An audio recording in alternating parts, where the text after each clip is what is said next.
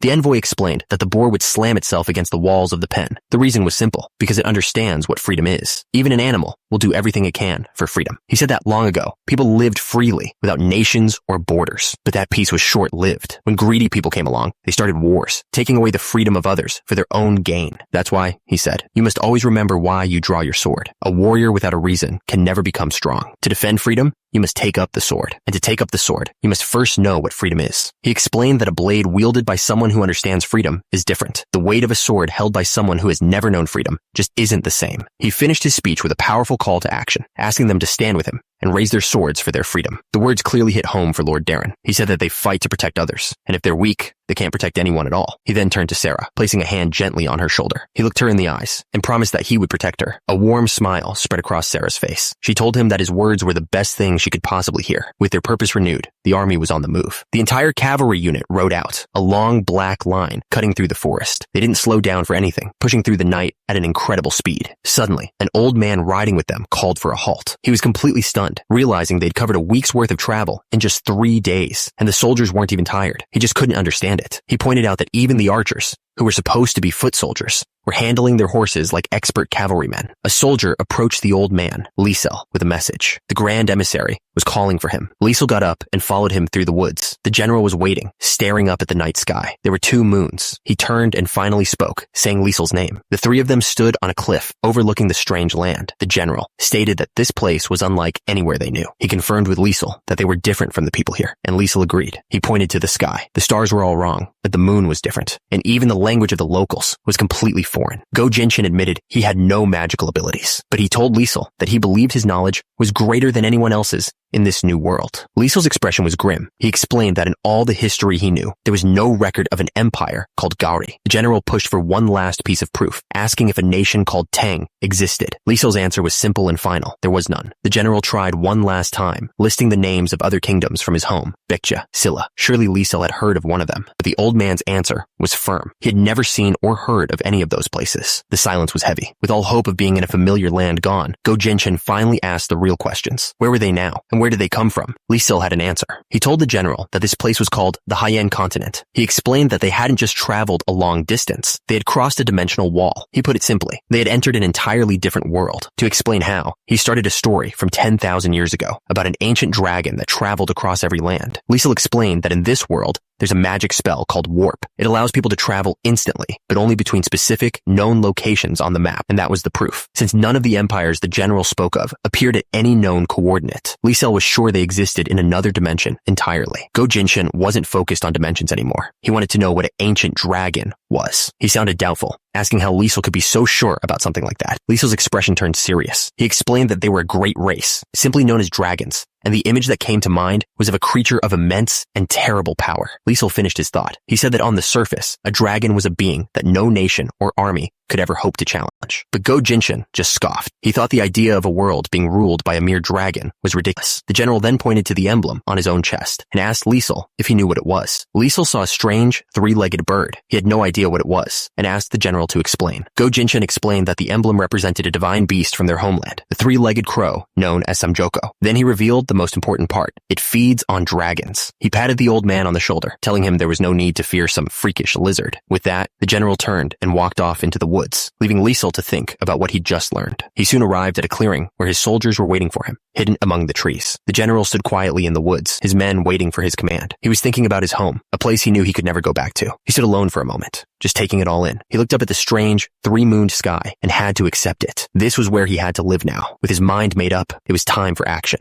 His soldiers moved out. They ran through the night, heading towards a walled town in the distance. Without a word, they began to scale the stone wall, helping each other over. They landed silently on top and spread out along the ramparts, ready for whatever came next. On top of the wall, 2 guards were on duty. One of them was complaining about being overworked, while the other pointed out he was always dozing off. But the complaining guard stopped talking mid-sentence. An arrow had gone straight through his chest. Before the other guard could even scream, one of the general's soldiers was already there, motioning for him to be quiet. The soldier grabbed him and asked how many defensive positions were in the town. He promised the guard anything he wanted if he just told the truth. Completely surrounded, the guard spilled everything. He told them there were 12 positions and a 5-man reserve team hidden beneath the wall. The soldier then asked what he wanted for his reward. All the guard could do was beg to be spared. A moment later, he added that if it was possible, he'd also like some money, since he had no way to settle down anywhere else. The soldier asked if that was really all he wanted. The guard's fear was gone, replaced by greed. He just told them to give him plenty of cash and let him walk away. The soldier smiled and put his arm around the guard, pretending to agree to the deal. The guard was still thanking him when a blade went straight through his chest. He looked down in disbelief, asking why the soldier had broken his promise. But the soldier just told him that he did listen. He pushed the body off his blade, calling the man a scammer. He looked down at the body and called him a liar. His men just stood there, completely silent. High on the town wall, a light flashed. It was the signal. Far from the town, 2 riders saw it and knew it was time. The entire cavalry was already assembled. The order was given to be silent and swift. Their general then gave the final command. Their only target was Alvin's mansion. With the wall secured, the main cavalry force rode in from the darkness. The main gate was smashed open and the cavalry poured through. Their general led the charge, his presence unmistakable. His men stood perfectly still, waiting for his command. One of the soldiers bowed his head as the general approached. He ordered one group to leave and secure the other gates. Without a word, they rode off to do their job. He then laid out the plan for everyone else. Each squad was to spread out and approach the target slowly, taking out any witnesses they found. His final order was clear. Once they reached the target, they were to wait for the signal arrow and then attack all at once. The army stood ready, a silent, disciplined force in the darkness. The general looked out over the town. There it was, Alvin's mansion. With a single command, the general led his men forward. Miles away, another group was waiting. An old man sat by the fire, lost in thought. The general rode up to the old man. He told him he would be staying behind with a few soldiers until the fighting was over. The man was confused and asked what he was supposed to do. The general explained his job was to sort through the things they found. The old man still didn't understand what he was talking about. He laid out the plan. They were going to raid the house of a man named Alvin. After the raid, there would be a mountain of items to go through. The general then asked him, between the two of them, who would know which items were truly valuable. The old man admitted that he would know better, but he was suspicious and asked if that was the only reason. The general added that on top of knowing about treasure, the old man knew more about the books and documents of this land. He explained that they needed those books and maps to survive in this new place. The old man's task was to find them. The old man finally understood. The general wasn't just raiding a town for supplies. He was planning to conquer this land and make it their new home. He looked out towards the distant town. A soldier stood beside him and confirmed that the operation had begun. The old man commented on their old-fashioned signal, but as he spoke, a terrible thought hit him. He suddenly started running, screaming that they had to get to the castle immediately. The soldier had no idea what was going on. He grabbed the soldier, furious with himself. He explained that he'd made a huge mistake. A town this far from the capital was bound to have a communication mage, and he hadn't even considered it. The soldier tried to reassure him, saying they'd cut off any messengers. The old man screamed back, calling him a fool. They weren't dealing with messengers. They were dealing with magic. He didn't wait for the soldier to understand. He just grabbed a horse and rode off. The rest of the soldiers quickly followed, racing to catch up. They were now in a desperate rush to stop that mage from sending a warning. He knew he had to stop them from contacting the kingdom. If he failed, no one would survive. The riders pushed their horses harder, racing towards the mansion. They crashed into the defenders with brutal force. The mansion mansion's gate was already destroyed. The guards screamed for someone to stop the invaders. The defenders scrambled to form a spear wall, but the general's cavalry was already on them. They tried to hold their ground, but the cavalry charge was unstoppable. The order was to let no one escape, and the soldiers showed no mercy. They swarmed the courtyard, following the command to kill anyone who resisted. The defense collapsed completely. The defenders fought back desperately, managing to take down one of the cavalrymen with a wall of spears. But for every soldier they lost, the general's men took down 10 more. They were relentless. The mansion's guards were completely stunned. They couldn't understand where this unstoppable cavalry had come from. The general shouted an order to Uru, one of his commanders. He told him to secure the inside of the mansion. Uru acknowledged the command immediately. He turned to his soldiers and told them to follow him inside. Without wasting a second, they charged up the grand staircase. As they ran, Uru reminded his men of their orders. He warned them that if even one person escaped, they would have to answer for it. They stormed into the main hall and began to spread out, securing the building. Uru led his men deeper into the mansion. They moved down a grand staircase, stopping in front of a heavy wooden door. He scanned the dark corners of the hallway, thinking it was the perfect place for rats to hide. They found a hidden spiral staircase and began to make their way down into the darkness. At the bottom, Uru raised a hand, telling his men to wait there. He was going to handle this himself. He grabbed one of the men they'd captured, who was struggling to get free. Uru held him tight, annoyed at how much he was fighting back. One of the soldiers then took the captive's bow and an arrow. The soldier walked down the dark hallway alone, holding the bow. From inside a cell, a man with strange glowing eyes watched him approach. The prisoner called out, demanding to know who was there. Before he could get an answer, an arrow went straight through the bars and hit him in the chest. The hallway was pitch black. Uru ordered his men to bring a light. One of the soldiers grabbed a torch from the wall and lit it. With the flame now burning, they moved into the cell. The light first fell on the prisoner, slumped against the wall, but as it moved, it revealed someone else in the darkness. Chained to the wall was a woman with long, blonde hair. One of the soldiers stared, completely captivated. He muttered that she was pretty enough to make a man dizzy. She didn't react, just hung her head silently. But then the soldier's eyes shot open. He pointed at her, shouting that she was the one. He fell to his knees in front of her, yelling that she was a celestial maiden. In a dark cell, a man was being dragged inside, his muffled shouts echoing off the stone walls. Her captor, a big bald man, grabbed her by the hair and warned her not to resist. He chained her to the wall and gagged her, then just stood there, staring. Suddenly, he heard a noise from the hallway. He turned towards the sound, demanding to know who was there. Before he could react, an arrow flew out of the darkness and hit him square in the back. He dropped to the floor. The woman, BL, looked up with relief. Her rescuers had finally arrived. One of the soldiers stared at her, remarking that she was beautiful enough to drive a man crazy. That's when their commander, Uru, stepped into the light. BL stared at the group, confused. She saw a human, but their leader was a dwarf. She'd never seen a dwarf that tall, especially not one using a bow instead of an axe. The soldier stared at her, his eyes fixed on her pale skin and pointed ears. He suddenly realized exactly who she was. He immediately dropped to his knees, calling her a celestial maiden. Beale, gagged and chained to the wall, couldn't believe what was happening. She wondered if she was dreaming. Meanwhile, outside the mansion, the battle was already over. The general's cavalry had completely crushed the last of the resistance. The survivors kneeled before their new master. Their leader, General Go Jinshin, stood over them with an icy stare. He was in complete control. One of his men came forward to report. He confirmed they had cut down everyone who appeared to be part of Alvin's family. The local soldiers listened in horror. They couldn't believe this level of cruelty. The defeated guard stared at them, wondering just who these monsters were. Jinshan didn't even give him a second glance. He gave a simple order to gather the bodies. His soldier immediately obeyed. Just then, he heard something. A group of riders was galloping toward them at full speed. An old man at the front was shouting his name. The general looked at the old man who had just arrived. He asked why he was here already, explaining that he hadn't even sent the signal. The old man's expression was grim. He told the general they had to stop a communication mage. The general didn't understand. The old man said there was no time to explain and started to ask about Baron Alvin's family. But then, he suddenly screamed in terror. One of the soldiers held up a head by its hair, reporting that they hadn't missed a single person. The general gave him a thumbs up, pleased with the result. The old man shouted the general's name,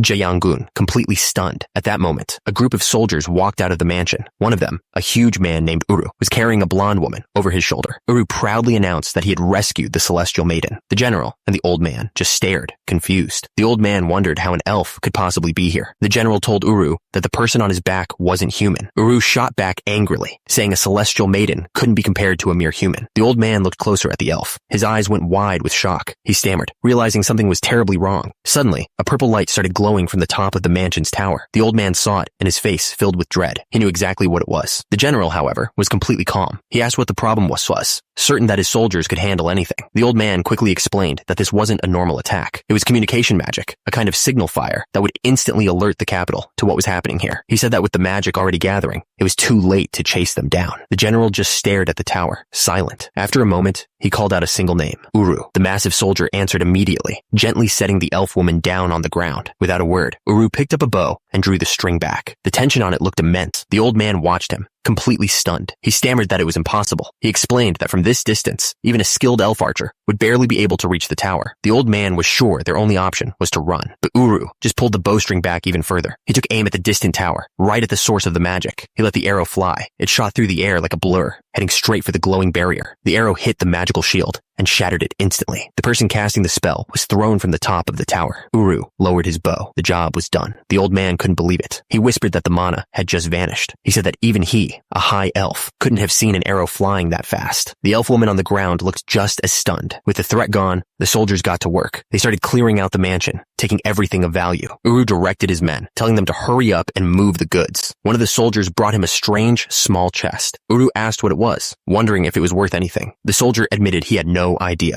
Suddenly, a loud scream echoed from inside the room. Uru immediately burst through the door to see what was wrong. Inside, the old elf was on his knees, completely losing it. He was screaming about his mandrake extract, yelling about how valuable it was. The general looked down at the mess, and his face hardened. He ordered everyone to get out of the room right now. He pushed his men toward the exit, telling them he would handle this himself. They stepped back and closed the heavy doors. A moment later, a terrible scream echoed from behind the door. The soldiers just stood there and listened. Sometime later, the soldiers had gathered all the valuables in the main hall. One of them reported to the general that the job was done. The general then pointed to some suits of armor and ordered his men to bring them out. Uru asked what he planned to do with them, suggesting they just melt them down for arrows instead. The general told Uru to have his men gather all the scrap metal. He wanted every single piece of iron they could find brought out. Looking at the huge pile of goods, the general realized their carts weren't nearly enough to carry it all. So he came up with a plan. He ordered 40 soldiers to give the leftover grain to the poor citizens. Then he told the others to smash the suits of armor flat before loading them. His soldiers didn't hesitate. They started smashing the expensive armor, which was worth a fortune, into flat pieces of metal. 2 soldiers watched the others work, satisfied with their progress. But while everyone was busy, a hand suddenly burst out from the ground nearby. A man covered in dirt pulled himself out of the hole. He grinned, thinking he had finally made it inside. But he was wrong. The general and his men were standing right there, watching him. The intruder froze.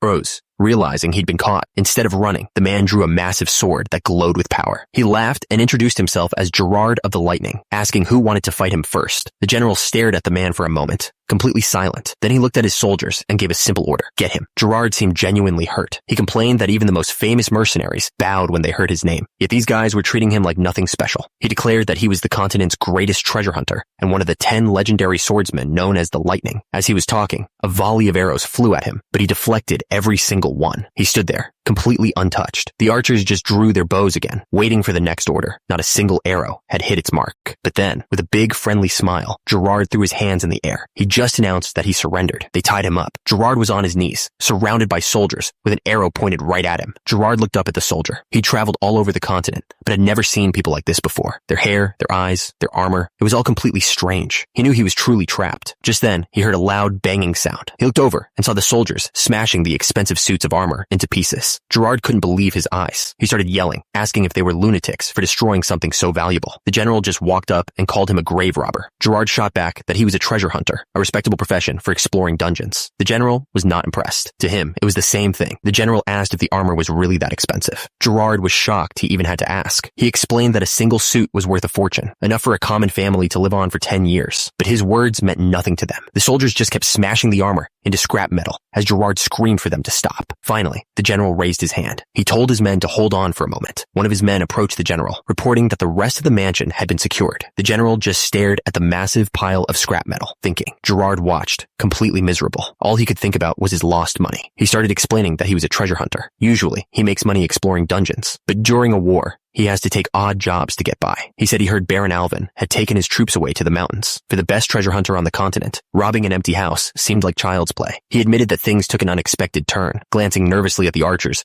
who still had their bows drawn. But then his whole attitude changed. He put on a big smile and claimed that for a swordmaster like him, escaping would have been easy. He explained that the only reason he surrendered so easily was because of his curiosity. He just had to know who these strange people were. Before he could finish, the general hit him hard across the face. Gerard yelled out, confused. One of the soldiers stepped forward and told him not to talk so casually. The soldier told Gerard that next time he should share important information first. Gerard yelled back, asking why he should have to tell them anything. But to himself, he decided to just put up with it until his curiosity was satisfied. He had already learned one important thing. As they led him away, he came to a conclusion about the general. The man holds a grudge over every little thing. An old man approached the general and told him that destroying the armor was a wise choice. He said that right now, what they needed was materials and iron, not money. He explained that money loses its value during a war, and the state was gathering every bit of iron to send to the empire. He added that they'd make a bigger profit by using the metal to craft and sell dwarven armor themselves. The general listened, stroking his chin. The old man's logic was solid. He looked out at the horizon. The sun would be rising soon. He gave the order for his men to head back. As the sun came up, the nearby town was quiet, completely unaware of what had just happened at the mansion. A townsman stepped outside his home and found several sacks left on his doorstep. He had no idea where they came from. He opened one and saw it was full of bread and grain. Shocked, he started yelling for help, shouting that something terrible had happened. Another man ran over, but he had even bigger news. He told him that Baron Alvin's mansion had been completely destroyed. It was filled with bodies, and nobody knew who was responsible. The man thought about it for a moment. He admitted it was good that the awful Baron was gone, but he worried that another one, just like him, would show up, take his place. The other man tried to look on the bright side. He pointed out that, thanks to the food, they at least had enough to survive the winter. A grateful smile spread across the man's face. He quietly thanked whoever had left the food for them. Miles away, the general rode on, his mission complete. His army moved quickly through the mountains, their carts loaded with iron, leaving the town far behind. But they weren't traveling alone. Gerard, the treasure hunter, was tied up in a cage on one of the carts, screaming for them to stop as they bounced along the rough road. As the army marched on, Gerard complained loudly from inside his cage. The bumpy ride was absolute torture. Turns out, the soldiers weren't happy about it either. One of them pointed out how badly made the wheels were and ordered his subordinate to report the problem to the general. Gerard watched the soldiers, his mind racing. He suddenly realized they were heading straight for the dangerous Raganza mounts. He studied his captors carefully. The cavalrymen wore full-body scale mail, and even their horses were covered from head to toe. But the strangest thing was their energy. Gerard couldn't read their mana at all. Even as a swordmaster, he had no idea how strong they were. A chill went down his spine. He understood that if he had tried to fight back then, he never would have escaped. But just as quickly, his worry vanished. He suddenly put on a pair of glasses and smirked, deciding he was worrying for nothing. He tried to stand up, but a guard immediately shoved him back down, telling him to stay put. Gerard just smirked. He had a plan. And just like that, the cart exploded. The guard was thrown clear, and Gerard was sent flying, landing hard on the dirt road. One of the soldiers screamed that the prisoner had escaped. The archers immediately drew their bows, ready to fire, but he was too fast. Arrows rained down, but every single one missed him as he weaved through the attack. Before anyone could react, he vaulted over a horse and landed on another cart. He was heading straight for a weapon. He held up his arm, revealing a glowing bracelet. Suddenly, he could understand everything they were saying. The general calmly gave his orders. He told his men to keep the other prisoners under control and surround Gerard, forming a wall so he couldn't reach any weapons. But it was too late. Gerard just smiled, holding the sword he'd just grabbed. He sarcastically wondered what he was supposed to do, since he was already armed. The soldiers were stunned. One of them couldn't believe his eyes, wondering how such a huge sword could have come from that tiny bag. Gerard leapt off the cart, landing with the massive sword in hand. He calmly asked if it was time for him to make his escape. The soldiers formed a circle around him, but Gerard didn't look worried at all. He was finally armed, and he was ready for a fight. He smirked, casually asking them if it was time for him to make his escape. Without another word, he lunged at the soldier closest to him, ready to cut him down. But the soldier met his blade perfectly. The clash of steel echoed as the attack was stopped cold. Gerard jumped back, putting some space between himself and the soldiers. He was completely shocked. He'd assumed their heavy scale mail would make them slow, but they'd blocked his strike like it was nothing. He decided to forget about the commander for a moment. He needed to see what these regular soldiers were really made of. He charged in again, but this time was different. A strange blue energy started to glow around his blade as he swung, but the soldier blocked the glowing blade again. The impact was huge, and Gerard looked genuinely shocked. He hadn't expected this kind of defense from a normal soldier. The force of the block sent him staggering backward. He landed on his feet, but the soldiers were already in formation, waiting for his next move.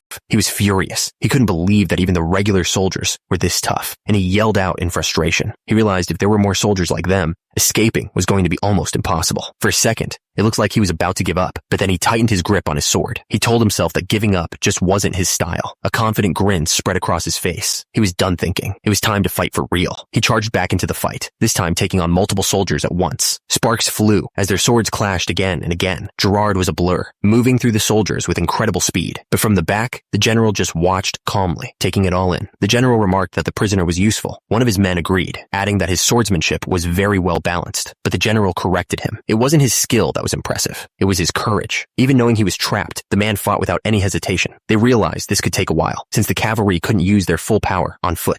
The bearded man suggested suggested they send in a skilled swordsman to end it. The other officer asked who they had available for the job. Someone in the group said that the liar was their best option. A soldier with spiky hair and a cocky grin stepped forward, clearing his throat expectantly. The general turned to his officer and asked him suspiciously if he was lying right now. Hearing this, the man called the liar suddenly looked a lot less confident. Just then, an old man with long white hair rode up to the group asking about the commotion. A soldier explained that they'd captured a grave robber at the castle and he was trying to escape. The old man watched the fight carefully. He had a strange look on his face, muttering that he felt like he'd seen that man somewhere before. The fight was still a blur of motion. Gerard weaved between the soldiers, his blade deflecting every strike they threw at him. And through it all, the general just watched from his horse, completely calm. Gerard was completely surrounded, twisting and blocking as the soldiers' attacks came from all sides. But they moved like a single unit, their attacks perfectly timed. He was getting pushed back hard. He realized he couldn't win a long fight. Their teamwork was just too good, and the longer it went on, the worse his chances were. He had to end this now, so he decided to stop holding back. Blue lightning started crackling around his sword. He roared, challenging them to try and block his next move. The soldier saw the attack coming and braced for impact. Gerard brought his electrified blade down with incredible force. But one soldier stepped forward to meet it head on, as if questioning if that was all he had. Gerard couldn't believe it. The soldier had stopped his attack cold, and he'd done it without even using sword aura. Gerard moved like a blur of blue lightning. He cut through the soldier's defenses, his electrified blade moving too fast for them to even react. He stood over the fallen soldiers and made it clear he was done holding back. Watching from his horse, one of the older men's eyes went wide. He knew exactly who this was, shouting his name, Gerard of the Thunder. The general asked if he knew him. The old man explained that Gerard was one of the 10 great swordsmen of the continent, a true swordmaster. Realizing who they were up against, the old man screamed that they had to stop him immediately. But Gerard was already a whirlwind of blue energy, tearing through the soldiers. He cornered one of the soldiers, raising his glowing blade for the final strike. A huge blast of energy erupted from his sword, sending a nearby cart flying into the air. The soldier on the ground could only stare, stunned by the raw power. That's when a figure stepped in front of the fallen soldier. It was the general. He ordered everyone to fall back, telling them that he would face this guy himself. Gerard couldn't believe it. His massive longsword had been stopped by such a plain-looking blade. He realized the man in front of him was incredibly strong, but it wasn't the general who answered. Another warrior stepped forward, introducing himself as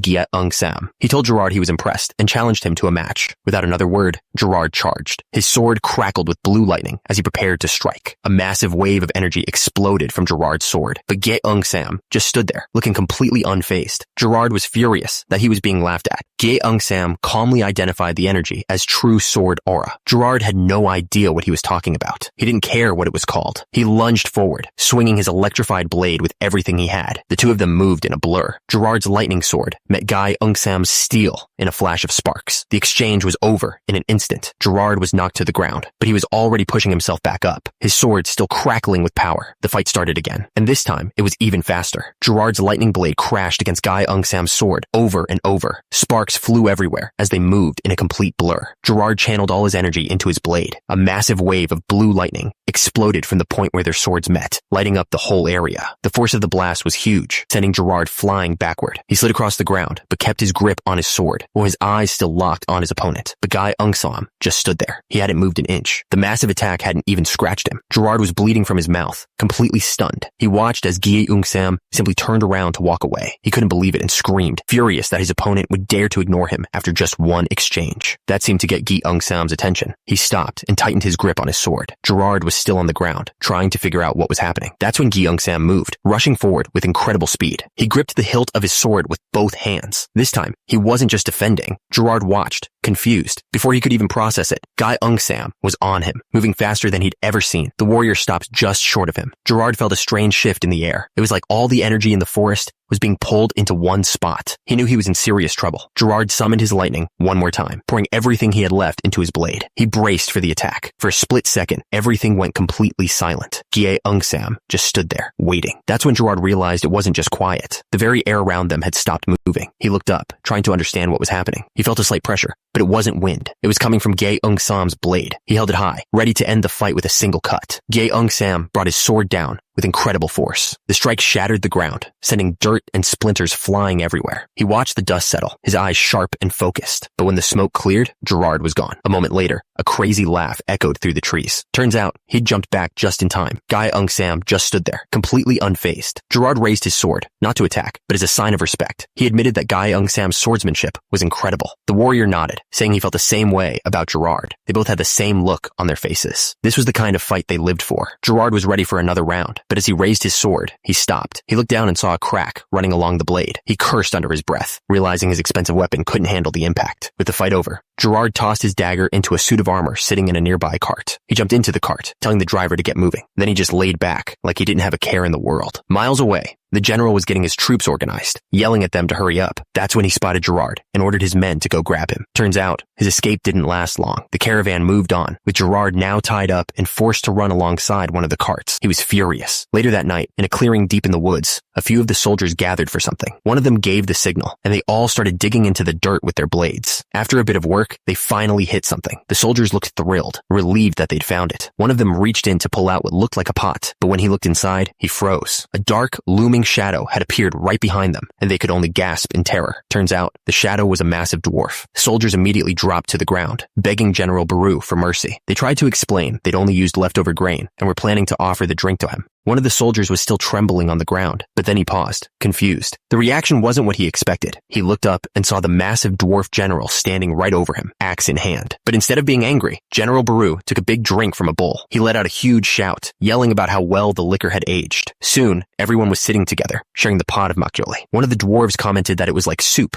but went down really smooth. One of the soldiers admitted how scared he'd been, thinking an enemy was sneaking up on them. General Baru just laughed. The soldier then got curious and asked what the liquor from this world tasted like. The general said their drink was good too, but he and the other dwarves shared a look, all agreeing on what was truly the best. They all roared that beer was the best. The soldiers just stared back, completely clueless. They had no idea what beer even was. The dwarves kept talking about this drink called beer, describing its sharp fizz. The soldiers listened, admitting they'd like to try it sometime. One of the older dwarves turned to the one with the red beard, Merwin. He said since the soldiers shared their drink, it was only fair they treat them back. So, a little while later, they were all gathered around a table with mugs full of beer. They took their first sip together. One of the soldiers slammed his mug down, his eyes wide. He couldn't believe how good it tasted, and asked the dwarves what in the world they used to make it. Merwin just smiled and said it was made from barley. The soldier's face fell. He asked nervously where exactly they got the barley from. One of the drunkard dwarves started to blurt out something about the warehouse before his friends quickly covered his mouth. That's when it hit the soldiers. They finally knew why barley had been missing from their meals. The soldiers immediately started panicking, yelling that they'd all be killed if anyone found out. This was way more serious than using leftover rice. But Merwin just looked at them, completely unfazed, and told them not to worry. He waved his hands, promising to take care of everything. He told them to just relax and keep drinking, insisting it was all fine. The soldiers were sweating bullets, but Merwin just held up a finger. He explained that in the dwarf world, there's a saying, it's only a foul if you get caught. Otherwise, it's a skill. Right on cue, a voice roared that they were caught. The door to the room exploded inward, and the dwarves' faces went pale. A huge man with a dark mustache glared down at them. He confirmed that his name, Stone, meant rock, and then ordered the 3 dwarf rocks to come out. Turns out, their punishment was hard labor. The 3 dwarves were sent out to a field to farm under the watchful eyes of 2 guards. The 2 men watched them, and one commented that he'd never seen farming dwarves in his life. The other agreed, saying he hadn't even heard of such a thing. But there they were, forced to till the soil, pull a plow, and carry water. It was clearly work they were not used to. From a watchtower above, Garling Stone screamed at them. He ordered the rocks to finish before sunset, yelling that they had to work themselves to death if they wanted to live. Meanwhile, the main camp was settled in for the night, a small island of light in the dark forest. The soldiers sat around the campfires, keeping watch under the dark mountains. Inside one of the tents, a meeting was taking place. The old mage, Liesel, formally greeted the elf woman, asking why she had been captured. The elf, whose name was Hydia, thanked him for his help, but when she revealed that she was a high elf, the old mage's eyes went wide with shock. He couldn't believe it. Hydia explained that in human terms, high elves were like high priests. Their clan traveled among other elves to bless newborn children. She told them she was captured in Baron Alvin's territory while doing just that. They'd used a rare item, mana restraints, which made it impossible for her to escape.